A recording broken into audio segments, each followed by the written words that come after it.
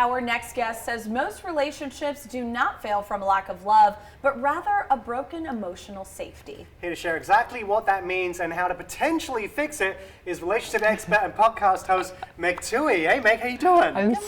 Good morning. I'm so happy to be here with you. We are thrilled to have you here. Obviously, this is something that a lot of couples, I'm sure, tend to try and avoid or walk around the subject. But why do you think so many couples are potentially struggling right now? Well, if you look at our current context, life is faster and harder and more pressurized than it's ever been.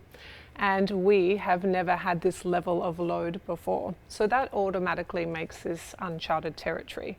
And then when you couple that with the idea that people are good people trying their very best, what often happens is they try to do the best in every aspect of their life. They get filled with stress, and then they forget that their loved one is their partner.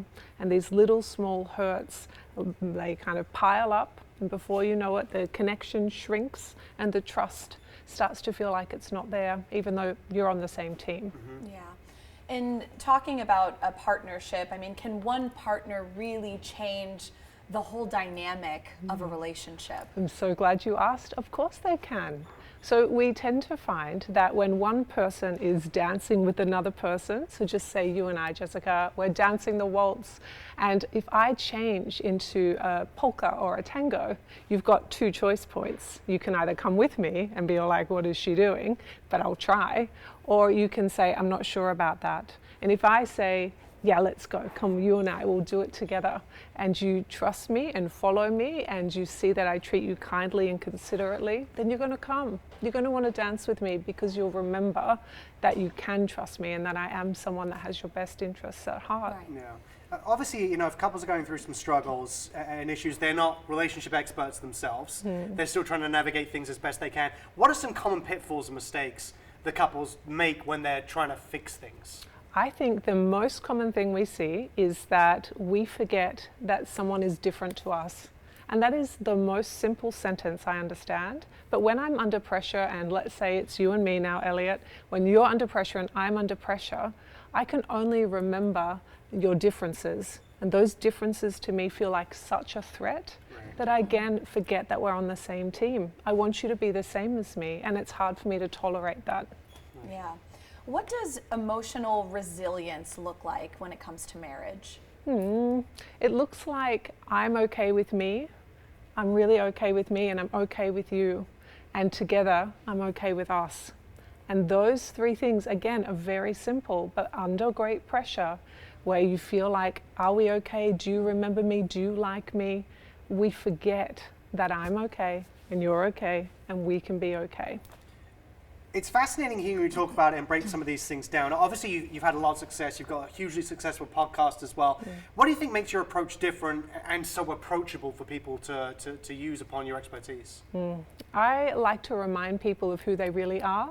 So I have a book called Heartprint, and it is the idea that everyone of us is as unique as a fingerprint. And so who I'm meant to be is very different to you, Elliott, is very different to you, Jessica.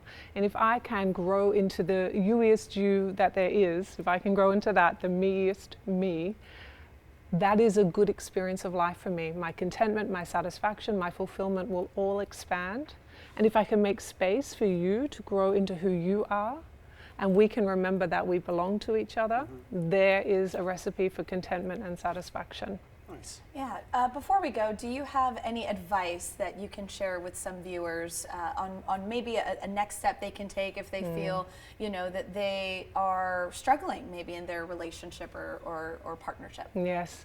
Within all of us is a thread, and that thread belongs to our inner wisdom. I have it, you have it, you have it, our listeners have it. I want you to remember that you can find that thread and you can call on yourself at any time, and you will hear what your next right step is. And I want you to remember that you can take that next right step, and that will move you towards the life and dreams you have. That's great. Megan, thank you so much for coming in today. You. Great insight. You can learn more about Megan and catch more of her podcast, where unfiltered conversations about relationships, both personal and professional, take place with leading voices by visiting megantuohey.com/wisdom-stripes.